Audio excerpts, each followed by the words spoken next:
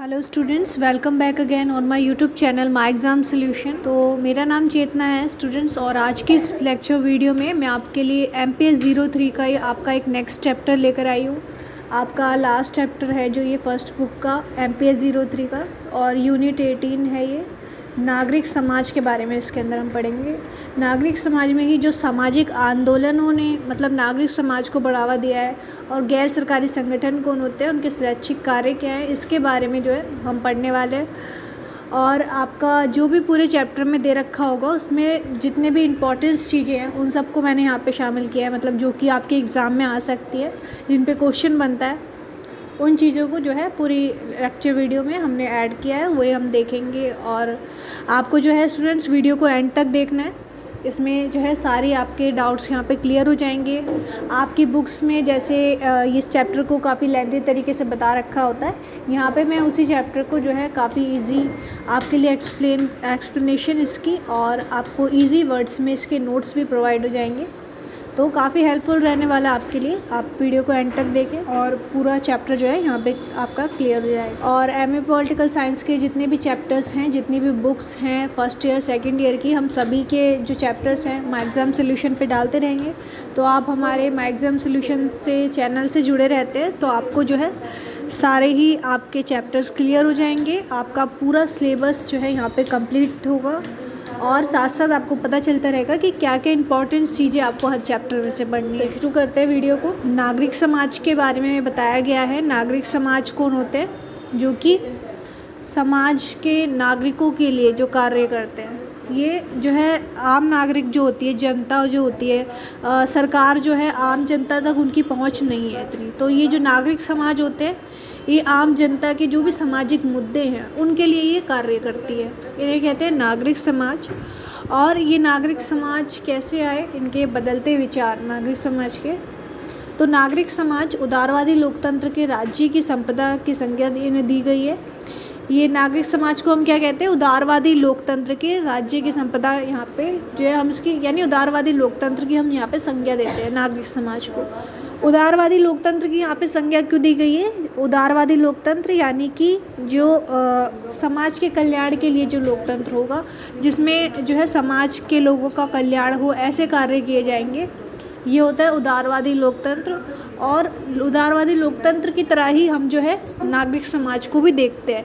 उदारवादी लोकतंत्र की ही संज्ञा हमने नागरिक समाज को दी है। और GS मिल के अनुसार नागरिक समाज जो है राज्य के अतिक्रमण पर अंकुश लगा सकता है, यानी कि GS मिल कहते हैं कि नागरिक समाज जो होता है इतना मतलब वो लोकप्रिय हो गया है कि वो राज्य की जो शक्ति है उस पर भी अपना जो है हक जमा सकता है, अंकुश लगा सकता है, और जो है अपने समाज के कार्य करने के लिए ये राज्य को भी, शक्ति को भी बढ़ावा दे सकता है या फिर उसे कम कर सकता है। वह विकासशील नागरिक समाज को लोकतंत्र के अस्तित्व के लिए अनिवार्य माना गया है, यानी कि विकासशील समाज जो के लिए, यानी नागरिक समाज क्या करते हैं, समाज में जितने भी मुद्दे हैं, सामाजिक मुद्दे, उनको बढ़ावा देते हैं। तो ये हमारे विकास के लिए, समाज में विकास के लिए बहुत ज़रूरी होते हैं। और नागरिक समाजों को जो है विकासशील मतलब नागरिकों के लिए विकासशील होने के लिए, हमारे देश को विकास करने के लिए इन्हें बहुत ज़रूरी माना गया है, अनिवार्य माना। और हीगल ने इनकी परिभाषा देते हुए कहा है, यानी कि नागरिक समाज को मध्यस्थता का कार्य क्षेत्र माना है इन्होंने। नागरिक समाज क्या करेंगे? मध्यस्थता का कार्य करेंगे, यानी कि व्यक्ति और सरकार के बीच यहाँ पे नागरिक समाज जो है मध्यस्थता का कार्य करेंगे, क्योंकि ये नागरिकों की जो है मांगों को सुनते हैं और सरकार तक पहुंचाते हैं, इसलिए हीगल ने मध्यस्थता की संज्ञा यहाँ पे दिया है। और ये नैतिक आधार बनाने हितों तथा राज्य के सार्वभौमिक हितों का सामंजस्य करेगी। राज्य के जो भी हित पूरे करने होंगे वो कौन करेगी? नागरिक समाज करेंगे। तो नागरिक समाज क्या होता है, हमें यहाँ पे ये समझ में आ गया है। और नागरिक समाज जो है क्या इनको संज्ञा दी गई है, आज के टाइम में जो है इनकी क्या भूमिका है, या फिर कितना महत्व इनको दिया जा रहा है, इसके बारे में भी हम आगे बढ़ेंगे। और आपको ये याद रखना है कि नागरिक समाज जो होते हैं, नागरिकों के लिए जो सामाजिक कार्य करते हैं, उन्हें नागरिक समाज कहते हैं। उदारवादी लोकतंत्र की इन्हें संज्ञा दी गई है। और जो है ये विकासशील नागरिक समाज के लिए अनिवार्य माना जाता है इन्हें। और जी.एस. मिल ने इन्हें क्या है, राज्य के अतिक्रमण पर अंकुश लगा सकते हैं। मतलब जी.एस. मिल कहते हैं नागरिक समाज इतने जो है अब महत्वपूर्ण हो गए हैं कि राज्य कभी शक्तियों पर अंकुश लगा सकते हैं। और हीगल ने इन्हें मध्यस्थता का कार्यक्षेत्र माना है। तो ये 4 पॉइंट आपको याद रखने हैं। अगर आपसे पूछा जाता है नागरिक समाज क्या है, तो आप जो है इनकी डेफिनेशन लिख के अगर इस पॉइंट्स को एक्सप्लेन कर देते हैं तो आपका जो है यहाँ पे एक क्वेश्चन मतलब आंसर आप देंगे, काफ़ी अच्छे मार्क्स आप फिर उसमें स्कोर कर सकते हैं। तो मैं ये साथ साथ आपको बताती रहूँगी किस पे इंपॉर्टेंट क्वेश्चन बन सकता है और कैसे आप आंसर दे सकते हैं। कुछ नए सामाजिक आंदोलनों के बारे में जानते हैं, यानी कि सामाजिक आंदोलन जब हुए समाज में, तो इन नागरिक समाजों की जो है नागरिक समाज जिन्हें कहते हैं, या फिर हम इसे कह सकते हैं कोई संगठन होता है ये, इनकी यहाँ पे लोकप्रियता बढ़ जाती है। जब नए नए सामाजिक आंदोलन हुए उनको बढ़ावा इन्हीं लोगों ने दिया था, इन्हीं संगठनों ने दिया था, नागरिक समाज जिसे कहते हैं। तो इनका अब जो है समाज के बीच जो भी आम जनता होती है उसके बीच उनकी लोकप्रियता यहाँ पे बढ़ गई थी। तो कौन कौन से वो सामाजिक आंदोलन थे जिसके कारण जो है इन नेताओं की या फिर जो भी ये सामाजिक नागरिक थे इनकी भूमिका यहाँ पे जो है बढ़ गई। सबसे पहले सामाजिक आंदोलन में आता है, सबसे पहला जो सामाजिक आंदोलन में आता है वो है सर्वोदय आंदोलन। गांधी जी का सर्वोदय आंदोलन, जिसका उद्देश्य ग्राम स्वराज के राज्य व श्रेणी रहित समाज की स्थापना करना था। यानी कि गांधी जी ने जो सर्वोदय आंदोलन चलाया था उसका मेन मकसद यही था कि यानी जो भी गांव के इलाके हैं उनमें हम एक राज्य स्थापित करें, एक सरकार स्थापित करें। जैसे कि एक ग्राम पंचायत हम स्थापित करते हैं, वहाँ पे एक सरपंच होता है जो कि समाज के सारे फैसले करता है। तो यहाँ पे शुरुआत इस सामाजिक आंदोलन से हुई थी, गांधी जी के सर्वोदय आंदोलन से। उसके बाद 1970 के बाद के आधारभूत मुद्दों से नागरिक समाज की लोकप्रियता यहाँ पे बढ़ी।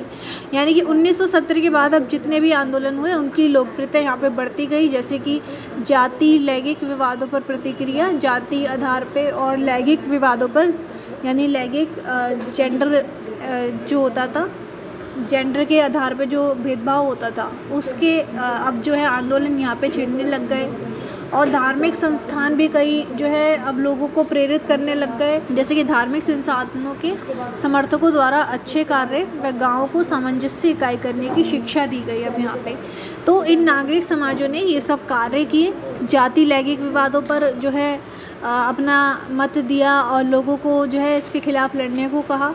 धार्मिक संस्थानों के जो समर्थक थे उन्होंने भी लोगों को अच्छे कार्य करने के लिए और गांव के जो लोग होते थे उनको शिक्षा दी, ताकि वो जो है अपने संबंध समझ सके, अपने अच्छा बुरा समझ सके। इसलिए जो है अब नागरिक समाज की लोकप्रियता यहाँ से बढ़ती गई। फिर कुछ आंदोलन यहाँ पे ऐसे भी हुए जो कि ज़्यादा मतलब सक्सेसफुल नहीं हो पाए, पर इन्होंने जो है यहाँ पे एक बुलबुले की तरह कार्य किया। बुलबुले की तरह कार्य करने का मतलब है यहाँ पे, जैसे कि बुलबुले यानी कि कोई भी यहाँ पे एक चीज़ समाज में जो है एक इन्होंने अपना एक अस्तित्व छोड़ दिया, जिसके कारण जो है बाद में ये मुद्दे जो है बढ़ते गए। जैसे कि और इन्होंने कुछ आंदोलन मतलब विकास का पैटर्न नहीं बने, यानी विकास में इतना योगदान नहीं दिया इन्होंने, बल्कि बीज के रूप में ऊपर बुलबुले के रूप में इन्होंने कार्य किया। तो इस तरह से इन्होंने जो है मतलब कुछ ऐसे मुद्दे यहाँ पे छिड़े, कुछ ऐसे आंदोलन हुए जिन्होंने जो है बाद में जाके ये आंदोलनों ने एक समाज में बदलाव ला दिया। तो ये आंदोलन पहले शुरू में बहुत छोटे थे और बाद में जो है इनका जब लोगों में उत्सुकता जाग गई इन आंदोलनों के प्रति, इन चीज़ों के प्रति, तो ये बाद में जो है इन्होंने बड़ा रूप भी ले लिया यहाँ पे। जैसे निर्धन महिलाओं का समूह और आजीविका के साधन, सामाजिक कार्य के लिए आंदोलन। तो ये सब जो आंदोलन थे सामाजिक कार्य के लिए, यानी कि हमारे स्वास्थ्य के लिए सरकार को क्या करना चाहिए और हमारे पर्यावरण स्वच्छता के लिए क्या करना चाहिए, और जो भी निर्धन महिलाएं थी उनका जो है उनके हक के लिए क्या करना चाहिए उसके बारे में यहाँ पे बताया गया। तो ये यहाँ पे जो है नागरिक समाज द्वारा ही इनको बढ़ावा दिया गया था।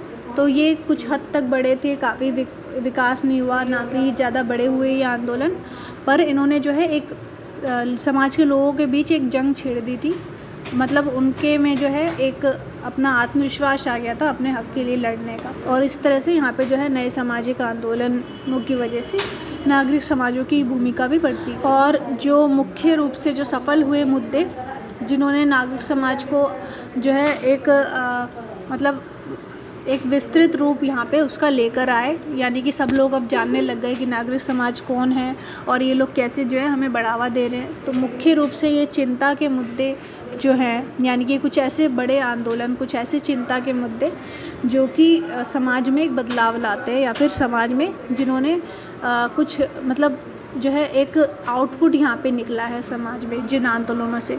तो चिपको आंदोलन था पहला, ये हम सभी जानते हैं इसके बारे में, हमने जो है 10th 12th में भी इसको पढ़ रखा है, तो इसको ज़्यादा डीपली नहीं जानेंगे हम। चिपको आंदोलन हम सबको पता है, ये प्राकृतिक वृक्षों की जगह व्यावसायिक उद्योग खोलने के लिए विरोध था, यानी कि जो भी जो वृक्ष होते हैं, पेड़ होते हैं, उनको काटकर वहाँ पे जो है उद्योग खोले जाने थे। इस वजह से जो है वहाँ के लोगों ने इसका विरोध किया था कि वहाँ के जो पेड़ होते हैं उनको कटाई नहीं की जाएगी, क्योंकि वहाँ पे जितने भी लोग रह रहे थे उनका जो काम चलता था रोज़ का वो उन पेड़ों से ही करते थे। जो भी उनको यानी कि वो चूल्हा जलाते थे तो वहाँ की लकड़ियों का ही यूज़ करते थे, और भी चीज़ों के लिए मतलब उन्हें वो पूरी तरह अपने जंगल इलाके थे उस पर निर्भर थे।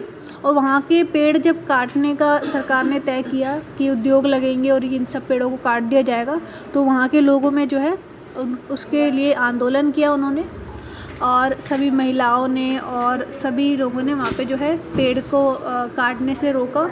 और इसके मतलब कई कारण थे, जिससे जंगलों की समाप्ति, मृदा अपरदन और भूस्खलन, मतलब ये सब कारण वो जो हैं इस वजह से जो है अगर वो पेड़ काट देते तो ये सब उन्हें परिणाम देखने को मिलते कि मृदा अपरदन हो जाता, वहाँ पे मिट्टी का जो है फिर इतनी उपजाऊ नहीं रहती, संसाधन जो है सारे सूखे पड़ जाते, और वो जो घरेलू उपयोग के लिए यानी कि अपने जो भी वो चूल्हा जलाते थे उसके लिए उन्हें ईंधन की ज़रूरत पड़ती थी, वो सब भी अब वो नहीं ले पाते अगर इन वृक्षों को काट दिया जाता। तो इन्होंने जो है इसके ख़िलाफ़ लड़ाई लड़ी, और बाद में जो है इसका मतलब इतना चेंज नहीं आ पाया, वहाँ पे पेड़ जो है काटने से रोक दिए गए, और मतलब इसका परिणाम ये निकला कि 1000 मीटर से लंबे पेड़ की कटाई पर रोक लगा दी गई। इन्होंने मतलब एक आंदोलन लड़ा, यहाँ पे पहला एक आंदोलन था जिसका कुछ परिणाम निकला, कुछ आउटपुट निकला लड़ने के लिए। तो यहाँ पे 1000 मीटर से लंबे पेड़ जो होंगे उनकी कटाई नहीं होगी, और जंगल क्षेत्र, जो भी जंगल क्षेत्र थे उनको सरकार द्वारा संरक्षण दिया गया। हरियाली बचाओ आंदोलन को प्रेरित किया गया, यानी कि अब जो है आसपास के जितने भी गांव थे उनमें भी इन्होंने वहाँ के लोगों में भी मतलब जागरूकता आई कि हम जो है पेड़ों को नहीं कटने देंगे। हरियाली बचाओ आंदोलन जो है आसपास के इलाकों में भी चला। तो इस तरह से चिपको आंदोलन का ये सब परिणाम थे। और यहाँ पे एक चीज़ और हुई, वह टिहरी बांध के निर्माण के खिलाफ भी यहाँ पे आवाज़ उठाई गई, जिसमें 25,000 पर्वतीय निवास बेघर हो जाते हैं, यानी कि जो बांध बनना था उसके लिए भी यहाँ पे रोक लगाई गई। अगर वो बांध बनता तो वहाँ पे जितने भी आसपास लोग रह रहे थे, 25,000 से भी ज़्यादा लोग थे, वो निवासी सब क्या हो जाते, बेघर हो जाते। तो इस वजह से जो है इस आंदोलन की वजह से जो है यहाँ पे ये कटाई जो है रोक दी गई, और बांध बनाना भी जो है यहाँ पे रोक दिया गया। तो ये नागरिक समाज द्वारा इसको बढ़ावा दिया गया था, और यहाँ पे जो है नागरिक समाज की भूमिका और भी बढ़ गई। इसके बाद अन्ना हज़ारे का एक आंदोलन था जो है मतलब सरकार पर ये रोक लगाता था, सरकार की जो भी कार्यनीति सरकार अपना रही है उसको जो है अब वो जनता को बताएगी, इसके लिए ये आंदोलन था। अन्ना हज़ारे द्वारा जनसाधारण की कल्याण योजनाओं में सरकारी पहल तथा प्रक्रिया की जानकारी प्राप्त करने के अधिकार पर बल दिया गया, यानी जो भी वो कल्याण योजनाएं, प्रक्रियाएं हो रही हैं, जो भी उसकी जानकारी और अधिकार अब जो है अब वो जनता को भी देगी। सरकार पर सूचना का अधिकार से संबंधित अधिनियम लाने के लिए दबाव था, यानी कि सरकार जो है अब लोगों में सूचना देगी वो जो भी कार्य कर रही है। और अन्ना हज़ारे द्वारा ये आंदोलन चलाया गया था, और जो है इसमें सभी को मतलब अब सब इस लिए लड़ रहे थे कि अब जो भी कार्य सरकार कर रही है उसकी नीतियाँ उसे हमें बतानी होगी। और अगर कुछ वर्तमान आंदोलन देखें, यानी कि अभी के टाइम में नर्मदा बचाओ आंदोलन एक चला था, जिससे कि नागरिक समाज ने इसको जो है नागरिक समाज यानी कि सभी नागरिकों ने मिलके जो है इसको बढ़ावा दिया था। मेघा पाटकर द्वारा नर्मदा नदी पर 3000 प्रमुख बांधों के निर्माणों का यहाँ पे विरोध किया गया था। मेघा पाटकर जो थी उन्होंने जो है यहाँ पे 3000 से भी जो अधिक बांध बन रहे थे वहाँ पे उस पर रोक लगा दिया।